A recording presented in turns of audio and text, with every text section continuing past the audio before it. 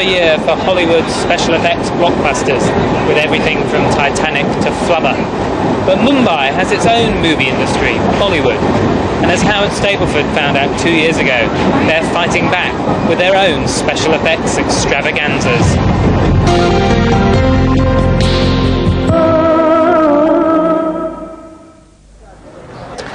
One of the things I like about India is that they're pretty much true to their own culture.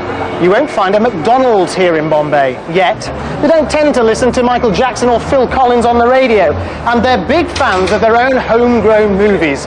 Bollywood churns out 800 films every year. That's twice as much as Hollywood. And in any one week, there are 10 films being made. One for the stalls, please. 25 rupees. Thank you.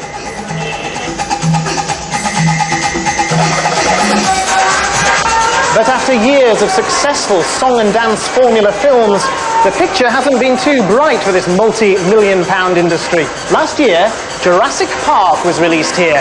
It was the first in a wave of American special effects blockbusters dubbed into Hindi that stormed the box office and made Bollywood filmmakers look positively prehistoric.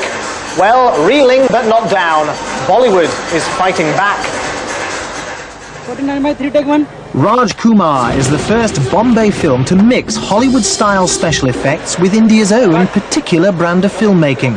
Anil Kapoor, one of Bollywood's biggest stars, sees special effects as a way of reinforcing India's mythology and culture. We have tremendous background and culture of mythology. Now with this special effects we can make great mythological films and mythological characters and create those kind of visuals, and we have got the oldest culture and we can recreate that old culture with these special effects.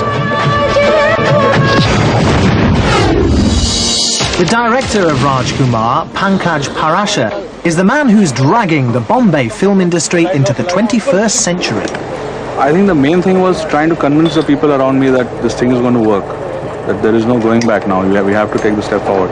So I did a 1-minute sequence of a song where they're dancing in a huge palace. I shot it against blue and I created the whole palace behind them.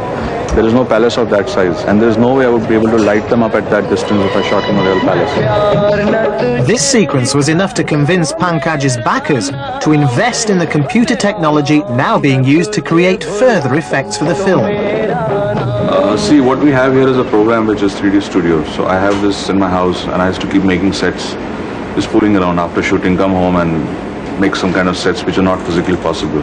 There's a villain's introduction, so I wanted something dramatic. Now, I shot him against blue background and this was made here, the virtual set. And to make it more interesting, we put fire on top. And then we make the fire move as we're coming down. So if you really took this shot, you'll have to take it with a helicopter and going down at a fantastic speed. And because you stop here, everybody in the helicopter would die instantly.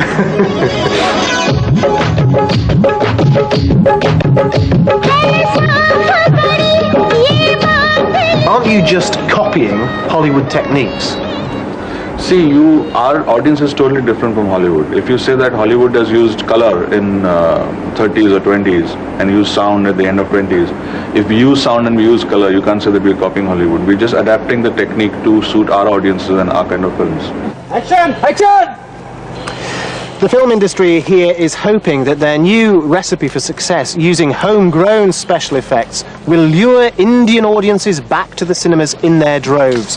But, like their counterparts in the computer software industry, Bombay filmmakers have their sights set on a much bigger picture.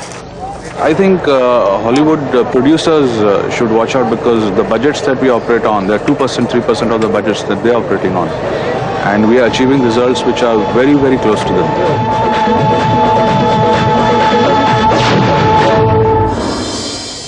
So, coming to a screen near you soon could be an Oscar-winning Hollywood blockbuster featuring a Made in Bombay credit for the special effects.